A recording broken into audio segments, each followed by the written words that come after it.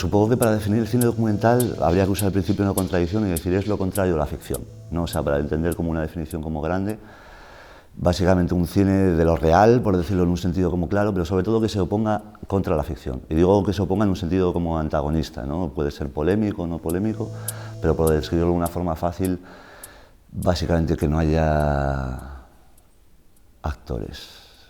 ¿Sabes? Con esa idea yo creo que ya tendrías algo. Incluso tendrías cine documental, eso. Si eliminas al ser humano, si eliminas la palabra hablada, por ejemplo, ya estarías en una dimensión estrictamente fenomenológica del documental. Y luego ya a nivel a mí personal, que yo sí que tengo una especie de cruzada contra la ficción, aunque como espectador me gusta la ficción, desde luego, pero en mis prácticas no, y soy bastante regresivo con ella. Entiendo que el documental es un conjunto grande que puede acoger muchas experiencias cinematográficas siempre que no sean de la representación, que la lógica no sea la de la ficción o la representación. Entonces, en ese sentido, yo entiendo que soy, o al menos siempre ha sido la etiqueta con la que más se me ha intentado definir más este cajón desastre del cine experimental. Pero con el uso que estamos dando, el cine experimental estaría dentro del cine documental, en ese sentido. Entonces, por dar una respuesta rápida, lo contrario de la ficción. Si mal no recuerdo, yo la primera vez que estuve fue hace 10 años exactamente. Yo creo que la primera edición que estuve fue en el 2013, en la época de Josécho Cerdán, cuando el punto de vista tenía una vocación no solo documental, sino política, ¿no? A la izquierda de la izquierda, y entonces su programación estaba más en ese lugar, ¿no? En un cine no tanto contestatario, sino comprometido, ¿no? En ese sentido. Luego recuerdo la época de Óscar Alegría. También yo estuve aquí, además alguna vez haciendo las veces de crítico cinematográfico para revistas como Transit de Cine o algo así. Entonces como un espectador profesional, ¿no? Bastante intenso. Y luego sí que recuerdo con mucho cariño y quizá más una afinidad más personal la época de Garbiñe Ortega, antes de Manuel Asín, porque fueron creo unos años precisamente donde la categoría documental se hizo más pregnante. Con esto que hablamos ahora, donde de pronto el abrigo del cine documental atrajo expresiones que estaban ajenas no tanto al documental, sino al relato que se le generaba sobre lo que es el cine documental. Y luego ya en este último momento de Manuel Asín yo celebro mucho la llegada porque creo que es una especie de síntesis maravillosa de todas esas fuerzas que habían ido desarrollándose. Y luego ya no es por bailar el agua al festival, pero sí que considero que es uno de los festivales más interesantes o más fecundos dentro de esta beta del cine. Claro. Desde luego algo tiene, lo que pasa es que, claro, de nuevo volviendo como las etiquetas, el cine experimental ha sido un cine no tanto mudo como silente, por vocación, no en esta oposición de que alguien es mudo cuando no puede hablar y alguien es silente cuando no quiere hablar, ¿no? Entonces en esa posición, claro, entiendo que no sabría si es muda o silente, ¿sabes? La película, en ese sentido, no es tanto que no pueda hablar como que lo que se quiere decir no se puede decir con palabras, ahí estaría un poco su vocación silente. Pero luego es muy pertinente lo que dices porque, claro, esto no se puede saber al verla, pero es una película como la mayor parte de las películas que yo hago, son silentes. De hecho, muy pocas películas de las que yo hago tienen sonido, casi nunca sonido sincronizado, yo creo que en muy poquitas ocasiones, a veces puedo usar música, sonido directo, pero lo cierto es que Apocalipsis ya desde el comienzo, porque era una peli muy pensada antes de hacerse, todo esto de que iba a ser una adaptación del Apocalipsis de San Juan, que iba a tener 405 días de duración, que se iba a filmar a diario, ¿no? Con esta vocación casi mística de orar, hacer una plegaria, un ejercicio a diario, ¿no? Trabajar a diario con el cine, para mí era fundamental, que fuera un trabajo eso, a diario, aunque yo suelo llamarlo día a río, ¿no? O sea, una cosa ahí como muy constante. Entonces, en ese sentido, la primera visión de la película, y esto era algo absolutamente claro, es que era una película silente. Y yo es verdad que la película la realicé, la monté en silencio, pero entonces me di cuenta de que era mucho más hórrida de lo que yo imaginaba. Yo sabía que iba a ser una película oscura, que iba a ser una película densa, casi un horror film experimental, yo lo veía ahí, aunque con una dimensión también juguetona y Chaldi, pero realmente cuando la acabé era en puridad tan hórrida la película que era invisible. De hecho yo me di cuenta, era tan dura de ver que dije, esto no lo puedo compartir realmente. Entonces habría que decir que no tanto la palabra, porque es verdad que es una película no hablada, pero sí que el sonido redimió la película, la salvó. ¿Sabes? La composición musical que tiene la película acabó por redimir la película, hacerla visible, ¿sabes? Generó como una distancia no irónica, pero sí emocional que hiciera que pudieras ver las imágenes.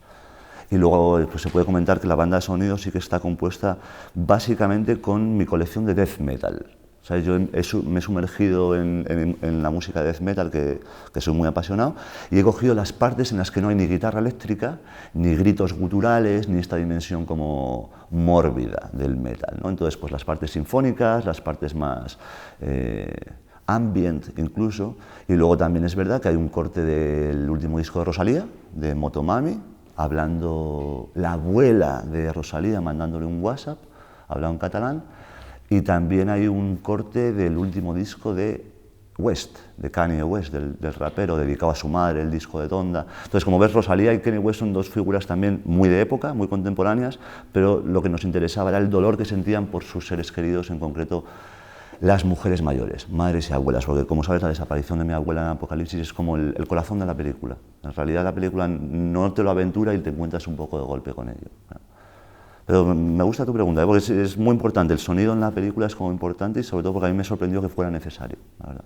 Sí, es muy probable que sí, ya no solo por la referencia casi como mítica, estilística o estética del Apocalipsis como un lugar, eso, infernal, ¿no? Los ínferos y desde luego las invocaciones, claro, que hay el volcán de La Palma, ¿no? En el contexto que salen, sí que hace que el fuego sea literalmente, en el sentido estricto de que es más visible que los demás, el principal. Y sobre todo yo creo que sí, en esta película, aunque hay muchas de mis películas que son más aéreas, más evanescentes o más acuáticas, terrenales no son pocas, pero sí, desde luego la energía ígnea del fuego en esta película es fundamental, sobre todo como metáfora de eso, de no es tanto un elemento estático, sino un elemento que transforma, no un elemento metamórfico. Entonces sí, seguramente el fuego en relación a todo este tema mórbido o mortuorio que la peli trae de suyo, sea la mejor metáfora elemental, sí, estaría de acuerdo. Pues como te comentaba antes, es una película como la mayor parte de las que yo hago que están muy pensadas antes. De hecho, yo suelo definir mis películas como películas estructurales, pero no rigurosas. ¿Sabes? Te planteo unas estructuras y sí que entra dentro de lo que sería la tradición del cine estructural, pero no matemático, no euclidiano. Entonces, básicamente estaba la voluntad sistemática de filmar 405 días, como decía antes, en el número de versículos, pero de nuevo no fui exactamente riguroso, ¿no? Por ejemplo, el proceso de filmación, que como decía antes tiene mucho que ver con, pues eso, con una oración, con una plegaria, con una letanía, con este tipo de prácticas diarias. Pablo García Canga lo define como encantamiento de su texto, es una palabra preciosa y muy pertinente además, muy sagaz está ahí Pablo, porque desde luego tiene esta cosa de sortilegio o de conjuro contra la muerte, porque eso sí me gustaría como señalar que es una película no mórbida, sino que es una película casi diría que esperanzada contra la muerte. Pero bueno, volviendo al asunto del montaje, es una película que está sistemáticamente pensada antes de la filmación a diario y en el ocaso. Tenía esta estructura, hay que filmar todos los días y solo en el momento crepuscular, lo cual hacía que yo ubicaba el momento del ocaso y podía filmar media hora antes o media hora después. Estuviera donde estuviera, claro, hay momentos donde no tenía la cámara conmigo, entonces ese día no filmaba, hacía una pequeña trampa, por eso el rigor leve, y entonces me encontraba con que un día tenía que hacer 3 o 4 días acumulados, ¿no? Entonces eso desde la previsión. Luego el momento del montaje para mí tiene mucho que ver con la noción del éxtasis, ¿sabes? Pero claro, eso es más montaje en cámara, ¿no? Es una película que tiene mucho de montaje en cámara, desde luego. Hay que decir que yo trabajo con mini DV, entonces eso sí que me permite contar segundos, ¿sabes? Hacerles los fundidos en negro en cámara y demás. Pero claro, luego todo el trabajo con sobreimpresiones, por ejemplo, que esa sería la dimensión más ígnea de la película, ¿no? Cuando los elementos se juntan, ahí sí que hay pues como diría Godard en El pequeño soldado, ¿no? El momento de la acción ya ha pasado, llega el momento de la reflexión. O sea, ese momento sí que es reflexivo y ahí sí que de alguna forma estás abierto a algo que no puede estar ni preconcebido ni es estático del presente, sino que es algo del azar. Entonces es cuando la película se hace a sí misma, que es algo muy bello de presenciar, ¿no? Porque ahí te conviertes como en un testigo. Cuando tú ya has hecho tu labor, haces una alquimia cinemática y entonces la película empieza a resonar, ¿no? Empiezan a hacerse como, sí, como ciertas magias que hace la propia película. Entonces diría que hay como 3 momentos en el montaje. Uno que es la previa, una película muy pensada, muy sistematizada, el momento estático de la filmación, que para mí es capital, y yo creo que además definiría separando lo que es el cine documental del cine de ficción, como decíamos antes. O sea, el cine de ficción difícilmente filma estáticamente, por la necesidad de repetición, sobre todo, ¿no? Yo, por ejemplo, en mis películas solo hay primeras tomas, y eso es, claro, eso es algo muy fundamental desde la fenomenología del presente, ¿sabes? Para que el presente tenga esa entidad grande. Entonces diría eso, hay 3 momentos de montaje. El previo, que ya es montar, es pensar, es idear la película. El momento del éxtasis de la filmación, que es montaje en cámara, es un montaje presente. Y el momento de la reflexión, que es lo que entendemos que es el montaje real, ¿no? Juntar las imágenes entre sí, la secuencia, las imágenes con el sonido. Pero digamos que no hay ningún momento donde la película no se esté montando constantemente. Entonces es un montaje, diríamos, como transversal, desde luego.